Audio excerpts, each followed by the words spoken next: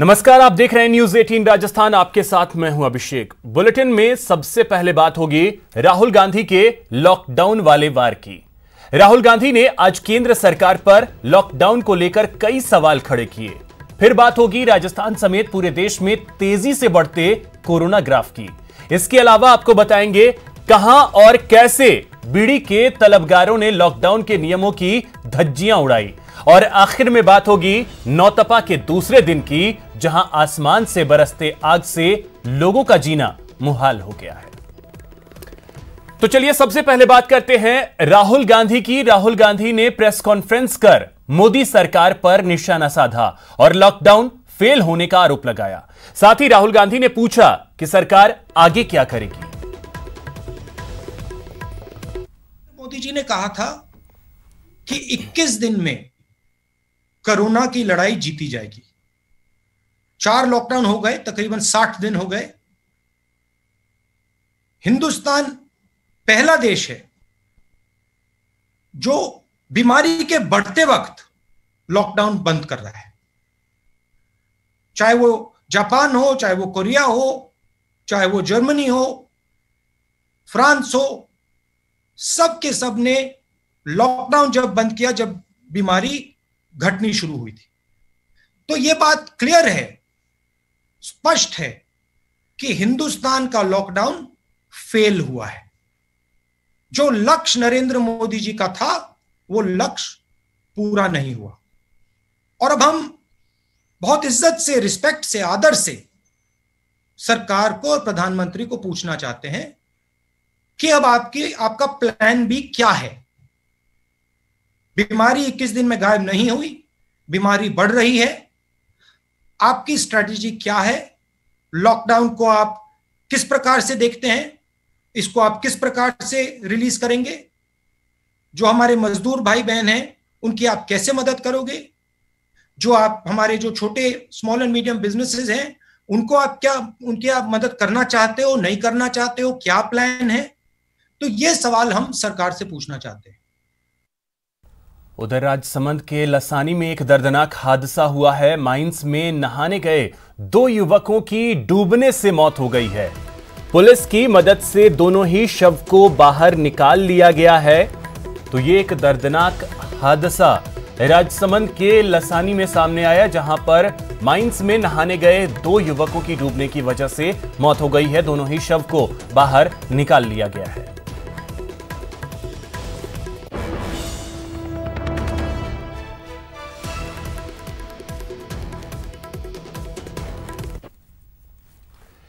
एक बड़ी खबर आपको बता दें, जयपुर से यह बड़ी खबर है, जहां पर हर्षिता दुष्कर्म और हत्या मामले में से जुड़ी एक बड़ी खबर। हर्षिता की बुआ के लड़के अंकुश ने सुसाइड कर लिया है। कल हर्षिता के पिता ने अंकुश पर आरोप लगाया था। बहन हर्षिता से दुष्कर्म करने और मारने का आरोप लगाया गया। पुलिस जांच में भी यह बात साबित हो चुकी थी, जिसके बाद अब यह बड़ी खबर सामने आ रही है कि अंकुश ने आत्महत्या कर ली है। यह बड़ी खबर इस वक्त की जयपुर से, जहां पर हर्षिता दुष्कर्म और हत्या मामले में एक बड़ी खबर सामने आ रही है। राकेश हमारे सहयोगी अधिक जानकारी के साथ हमारे साथ जुड़ गए हैं। राकेश, क्या अपडेट?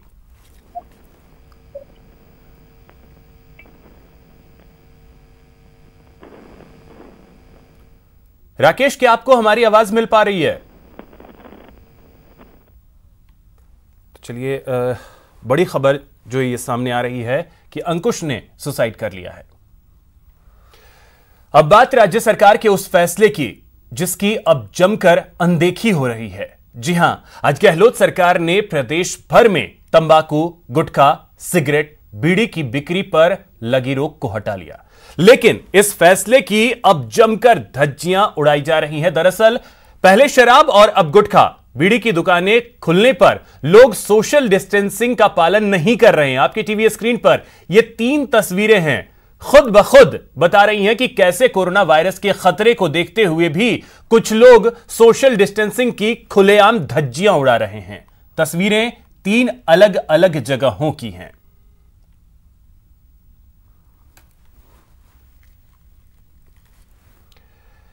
तेरे दर पर आया हूं, बीड़ी लेकर जाऊंगा। लॉकडाउन के बीच सरकार ने बीड़ी गुटखे की बिक्री की मंजूरी क्या दी? लोगों की मन मांगी मुराद जैसे पूरी हो गई। सबने जैसे ठान लिया, मौका नहीं चूकना है। सो तस्वीर बन गई फर्स्ट डे फर्स्ट शो वाली। ये लंबी लंबी कतार दौसा के दमदारों की है, जिनकी बीड़ी तलब के सामने कोरोना का खौफ मानो कुछ भी नहीं। तभी तो बीड़ी के तलबगार बहादुरों ने सोशल डिस्टेंसिंग की ऐसी की तैसी कर डाली। लग गई लंबी लंबी कतार, लद गए एक दूसरे के ऊपर।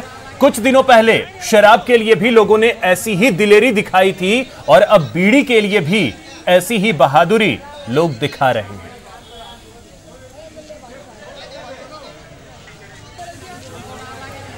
आशीष हमारे सहयोगी अधिक जानकारी के साथ हमारे साथ जुड़ गए हैं। आशीष, ये दिलेरी कहें लोगों की, या लोगों की अगर शब्दों में कहें तो बेवकूफी है? बिल्कुल निश्चित रूप से ये लोगों की बेवकूफी कहेंगे, क्योंकि बीड़ी के लिए जैसे अभी सरकार ने निर्देश जारी किए हैं, लेकिन यहाँ से दौसा जिला प्रशासन, दौसा मजिस्ट्रेट द्वारा गाइडलाइन जारी होनी थी, लेकिन उससे पहले ही बीड़ी बेचना शुरू कर दिया। ऐसे में अब दौसा जिला कलेक्टर का अभी बयान आया है। जिला कलेक्टर ने लालसोट एसडीएम को निर्देश दिए हैं कि जो बीड़ी बेची गई थी जिस गोदाम से, उस गोदाम पे कार्रवाई की जाए और उसको बंद किया जाए। ऐसे में दौसा कलेक्टर ने अब जो गोदाम बीड़ी बेचने वाले गोदाम को बंद करने के निर्देश दिए हैं, साथ ही कानूनी कार्रवाई करने के निर्देश दिए हैं। लोगों से भी उन्होंने अपील की कि सोशल डिस्टेंसिंग का पालन करो और इस तरह की भीड़ का हिस्सा नहीं बनो। साथ ही जो लोग वहां पर इस समय मौजूद हैं उनके लिए जुर्माने के लिए भी वहां पे टीम भेजी है। नगर पालिका की टीम जो लोग मौके पे मौजूद है उनके जुर्माने कर रही है। हालांकि नगर पालिका की टीम और पुलिस की टीम को देखकर वहां जो लाइनों में लगे हुए थे, सोशल डिस्टेंसिंग की धज्जियां उड़ा रहे थे, वो लोग फरार हो गए हैं और जो गोदाम है उसको भी पुलिस और प्रशासन ने बंद करा दिया है और अब उनके खिलाफ कानूनी कार्रवाई की जा रही है। जी अभिषेक। चलिए, बहुत बहुत शुक्रिया आशीष आपका इन तमाम जानकारियों के लिए। तो कानूनी कार्रवाई अब की जरूर जा रही है, लेकिन लोगों की इस तरीके से बेवकूफ़ी भरी तस्वीरें अगर सामने आती हैं तो समझ आता है कि कोरोना कैसे हारेगा, सोचना पड़ता है। बहुत बहुत शुक्रिया आपका। दौसा में जहां बीड़ी के दमदारों ने सोशल डिस्टेंसिंग की ऐसी की तैसी कर दी, तो कोटा में गुटखा के ग्राहकों ने भी अपना जोर दिखाया। तंबाकू गुटखे की बिक्री क्या शुरू हुई, तन मन बेचैन हो उठा और पहुंच गए दुकानों पर और उड़ा डाली सोशल डिस्टेंसिंग की धज्जियां। ऐसे में कालाबाजारियों की भी बन आई और लोगों की बेचैनी का फायदा उठाकर आम दिनों से ज्यादा कीमत वसूली।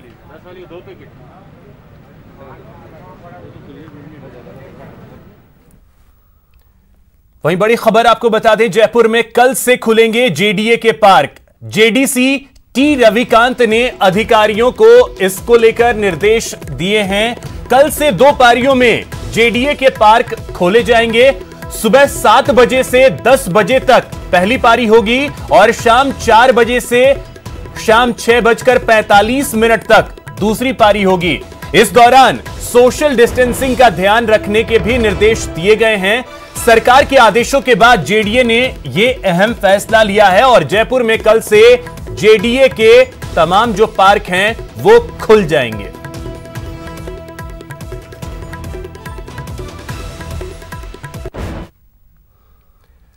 चलिए अब बात करते हैं नौतपा के दूसरे दिन की।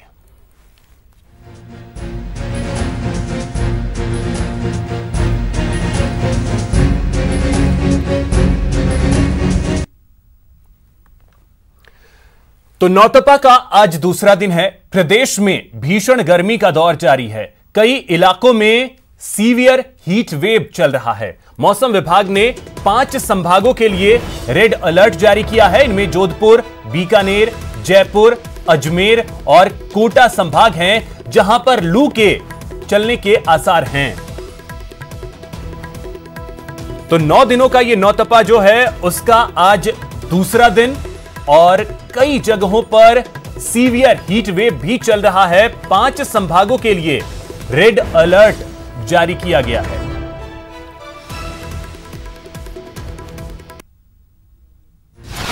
सूरज से रहम की उम्मीद फिलहाल है बेकार।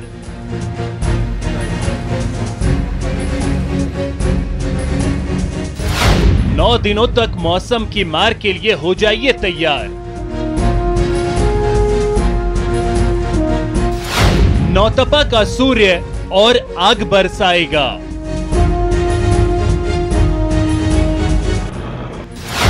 परवान चढ़ता पारा और तपाएगा।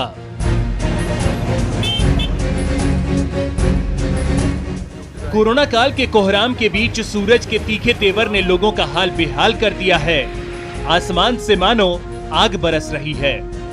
पहले लॉकडाउन और अब गर्म हवाओं के थपेड़े, सड़कें सूनी पड़ी हैं। जैसे जैसे दिन चढ़ता है, लोगों का घरों से निकलना मुश्किल होने लगा है। मई में गर्मी की मार ने एसी कूलर का भी दम निकाल दिया है।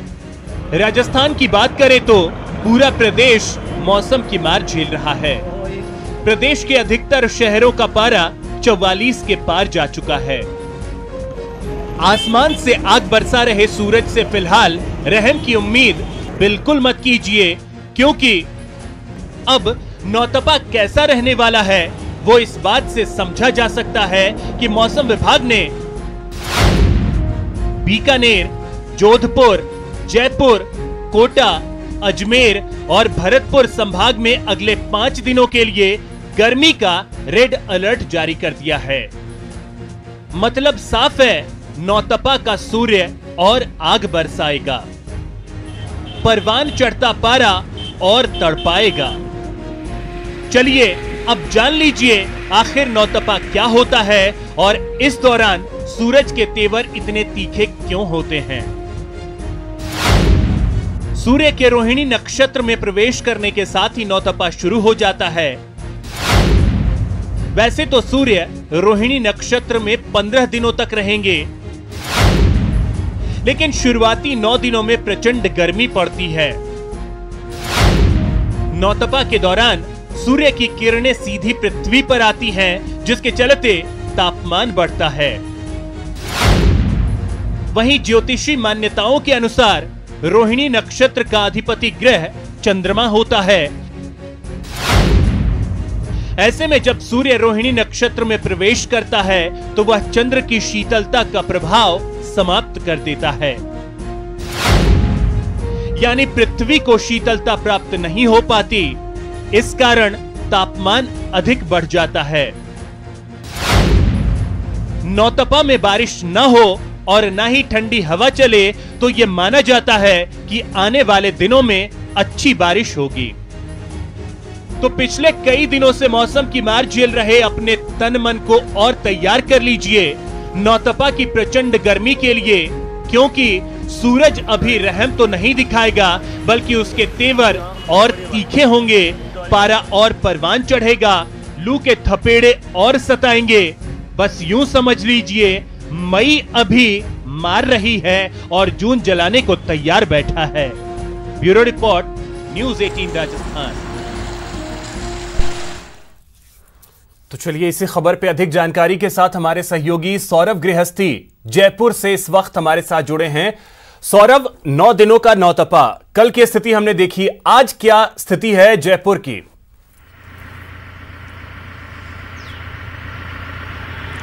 जी बिल्कुल, आज भी भीषण गर्मी का दौर लगातार जारी है और इस गर्मी ने लोगों के हाल बेहाल करके रख दिए हैं। इस वक्त राजधानी में करीब 42 डिग्री सेल्सियस से ऊपर जो है वो पारा पहुंच चुका है और आलम यह है कि सुबह होने के साथ ही लोगों को दोपहर का एहसास जो है वो होता है। और इस वक्त में जब यहाँ पर पिछले 5 मिनट से खड़ा हूँ अभिषेक, और इसी दौरान हलक सूखने जैसी नौबत जो है वो आ चुकी है और इस दौरान खड़े रहने के दौरान नीचे जो जूते पहनने के बावजूद भी तलवे जो है वो जलने लगे, यानी गर्मी अपने भीषण दौर में पहुंच चुकी है। लेकिन मौसम विभाग का कहना है कि 28 मई तक फिलहाल राहत मिलने के आसार नहीं है। तमाम इलाकों में, राजस्थान के तमाम संभागों में सीवियर हीट वेव चलने की चेतावनी जो है वो मौसम विभाग ने जारी की है और 29 मई के पास एक बार फिर से प्रदेश में पश्चिम विक्षोभ जो है वो सक्रिय हो सकता है और उसके चलते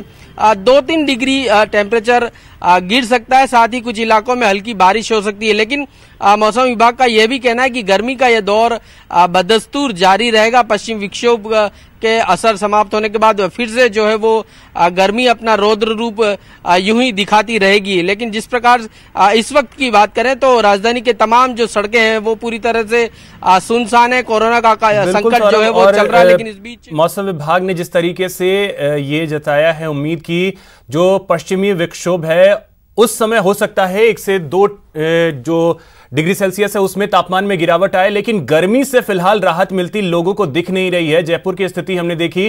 बीकानेर चलते हैं, सतवीर आपके पास आना चाहेंगे, आपसे जानना चाहेंगे कि बीकानेर में क्या स्थिति है, क्योंकि रेड अलर्ट जो है वो बीकानेर के लिए भी जारी किया गया है। जी बिल्कुल, बीकानेर के लिए रेड अलर्ट जारी किया गया है और जिस तरीके से गर्मी के जो तेवर हैं वो तीखे पड़ते जा रहे हैं तो लोग जहां ठंडे पेय पदार्थ की तरफ आकर्षित हो रहे हैं तो उसके बाद जो पेड़ की जो छाया है वहां पर अब थोड़ा देर रेस्ट यहां पर करते हुए नजर आ रहा है। मैं अपना कैमरा पर्सन धीरज जोशी से कहूंगा एक बार तस्वीरें दिखा दे कि लोग यहाँ पर देखिए किस तरीके से पेड़ की छाया के अंदर बैठे हुए हैं, क्योंकि गर्मी का जो तेवर है वो लगातार बढ़ता हुआ जा रहा है और जिस तरीके से गर्मी ने परेशानी यहाँ पर साबित करी है उसके बाद में अब लोग पेड़ की जो छाया है वहां पर बैठे इंतजार कर रहे हैं। कुछ लोग हमारे साथ उनसे बात कर लें। सर, किस तरह की अभी जो गर्मी है लगातार बढ़ रही है, बीकानेर को रेड अलर्ट भी घोषित कर दिया गया। नौतपा है, गर्मी तो पड़नी है और बढ़ती रही है, कोई नई चीज है नहीं। हम मरुभूमि के लोग गर्मी से लड़ना मुकाबला करने में सब सक्षम है, लेकिन फिर भी परेशानियां जरूर बढ़ती जा रही है धीरे धीरे, क्योंकि अब जिससे नौतपा स्टार्ट हुआ तो 9 दिनों तक और तेज स्थिति रहेगी खराब। इस बार कुछ मौसम में परिवर्तन रहा, तो पहले क्या है कि जो गर्मी शुरू होनी थी वो थोड़ी लेट शुरू हुई है, इस कारण से अभी अचानक गर्मी आई है तो लोगों को ज्यादा महसूस हो रही है गर्मी। बाकी यहाँ का आज भी 50 डिग्री टेम्परेचर तक रहा हुआ है, फिर भी पक्षियों को, पशुओं को इनको परेशानी का सामना करना पड़ रहा है। आदमी तो फिर भी कहीं छाया में या कहीं घर पे बैठ के अपना गुजारा कर लेता है, लेकिन पशु पक्षी के लिए बहुत बड़ी समस्या है। बिल्कुल सतवीर, तो मुश्किलें तो जरूर हैं, लेकिन कहा यही जाता है कि नौतपा जितना तपेगा बारिश उतनी अच्छी होगी। बहुत बहुत शुक्रिया सतवीर और सौरभ, आप दोनों का इन तमाम जानकारियों के लिए। चलिए अब बात करते हैं पानी की। आपके टीवी स्क्रीन पर पानी से जुड़ी 3 तस्वीरें, जिसमें पहली तस्वीर दौसा की है जहां लोग बूंद बूंद के लिए तरस रहे हैं। दूसरी तस्वीर करौली की है जहां पानी की किल्लत की वजह से लोगों ने विरोध प्रदर्शन किया। और तीसरी तस्वीर अलवर की है जहां लाखों लीटर पानी बर्बाद हो गया। तो चलिए अब इन खबरों को विस्तार से आपको बताते हैं। कोरोना से बचाव के लिए बार बार साबुन से हाथ धोने की सलाह लगातार दी जा रही है, लेकिन जिन इलाकों में पीने के पानी के लिए लाले पड़े हों वहां के लोग बार बार हाथ कैसे धो पाएंगे। वैसे तो पूरा दौसा जिला डार्क जोन में है, लेकिन बैरावास गांव के लोग तो पानी की बूंद बूंद के लिए मोहताज हैं। जिला मुख्यालय से करीब 20 किलोमीटर दूर इस गांव के लोग पानी के लिए तरस रहे हैं। हालत यह है कि गांव के लोगों को पीने के पानी के लिए 3 किलोमीटर दूर जाना पड़ता है, जहां एक निजी बोरवेल से उन्हें पानी मिल पाता है। कभी कभार बोरवेल खराब हो जाता है तो लोग प्यासे मरने को मजबूर हो जाते हैं और करीब 8 से 10 किलोमीटर दूर दूसरे गांव से पानी लेकर आते हैं। अब जरा सोचिए, जहां पानी की बूंद बूंद के लिए इतना जतन करना पड़ रहा हो वहां लोग कैसे बार बार हाथ धो सकेंगे। पानी की तो बहुत बड़ी समस्या है। इसके कारण पानी के कारण तो लोग बाग नहाने धोने पीने के लिए या किसी भी आए गए मेहमान वगैरह तो दूर तक पानी लेने में भी समस्या आती है। 3 किलोमीटर दूर है, जो भी प्राइवेट मोटर है, लाइट आ जाए तो पानी भर ले, नहीं इंतजार करे 1 घंटा 1.5 घंटा। वहाँ का पानी इतना ख़राब है कि जो इतना खारा है, जो कपड़े भी नहीं धुलते हैं, साबुन भी अच्छे से नहीं लगता है। सुबह और शाम दोनों टाइम आना पड़ता है, क्या करें पीने के लिए। जैसे जैसे पारा परवान चढ़ रहा है, पेयजल की किल्लत बढ़ने लगी है, लिहाजा अब विरोध प्रदर्शन का दौर भी शुरू हो चुका है। करौली के टोडाभीम में पेयजल की मांग को लेकर लोगों ने खाली बर्तनों के साथ विरोध किया। मोहल्ले के सैकड़ों लोगों ने जलदाय विभाग के खिलाफ नारेबाजी की और पेयजल समस्या के समाधान के लिए प्रशासनिक अधिकारियों को ज्ञापन सौंपा।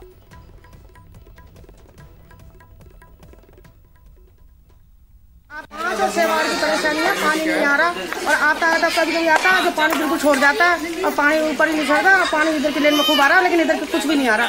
हमारे वार्ड में साफ पानी की बहुत समस्या है और 3-3, 4 साल से लाइन डली हुई है और काफ़ी दिक्कत है। और रोज़ाना कहीं से उधर से 1-2 बाल्टी मिले वो भी धक्का मुक्की खा के झगड़ा करके मिल रही है। बहुत बुरी आफत है। हमारे वार्ड नंबर 5 और 6 में करीबन 2 महीने से जो है पानी की समस्या, विकट पानी की समस्या है। एक बूंद भी नलों में पानी नहीं आता है। और पूर्व में भी हम कई दफा उच्च अधिकारियों को भी ज्ञापन दे चुके हैं, बाकी हमारी कोई सुनवाई नहीं हो रही है। अब खबर अलवर से, जहां शहर के दिल्ली रोड पर सड़क के निर्माण के दौरान राइजिंग लाइन टूट गई, जिससे सड़क पर पानी की नदी बहने लगी, जिससे सुबह 5 बजे से लाखों लीटर पानी व्यर्थ बह गया। इसकी वजह से 1 दर्जन से अधिक कॉलोनियों में आज पानी की किल्लत हो गई।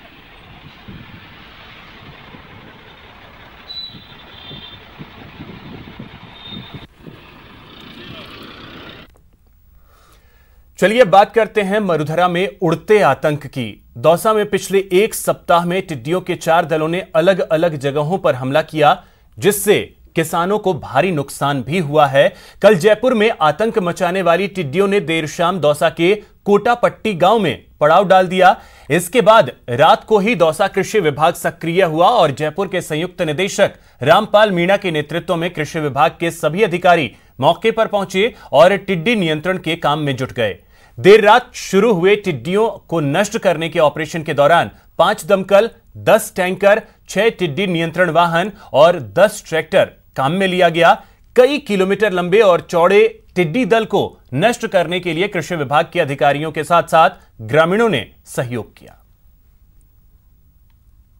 जिले में एक बार पुनः तीसरी बार टिड्डियों का दल है वो यहाँ उसका हमला हुआ और इसको लेकर पूरे हमारे कृषि विभाग के अधिकारी, जैसे ही हमें सूचना मिली, पहले से ही हम लोग इसमें अलर्ट थे, तो यहाँ रात्रि को ही हमारा पूरा दल है कृषि विभाग का वो यहाँ पधार चुका था और सभी हमारे जो कृषि विभाग के अधिकारी और फील्ड स्टाफ ने मिल करके और रात्रि को लगभग 12 बजे से ये ऑपरेशन चालू किया था और अभी भी हमारा ऑपरेशन चल रहा है।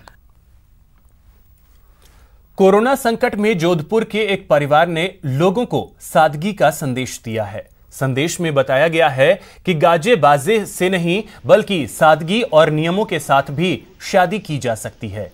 एक दूजे के साथ साथ रहने की कस्में लेते हुए इस जोड़े की शादी में न केवल सोशल डिस्टेंसिंग का पालन हुआ बल्कि परिवार के सदस्य ही शादी में मौजूद रहे।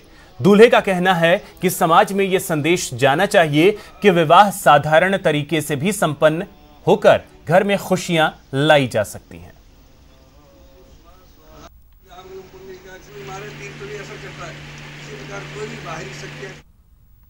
तो हम लोगों की शादी पहले से तय हो रखी थी 24 मई 2020 पे, बट कोविड की सिचुएशन को देखते हुए इसको पोस्टपोन नहीं करके हमने सोचा कि यही कार्यक्रम शॉर्ट में कर लेते हैं ताकि देश को एक संदेश जाएगा कि देशभक्ति सर्वोपरि होती है, देश की सुरक्षा सर्वोपरि है हमारे फैमिली फंक्शन से।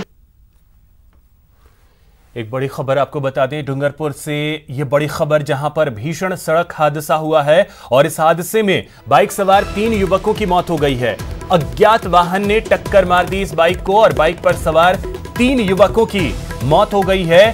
सागवाड़ा थाना क्षेत्र के पलैया घाटी की यह घटना है जहां पर एक अज्ञात वाहन की टक्कर की वजह से एक बाइक पर सवार 3 युवकों की मौत हो गई।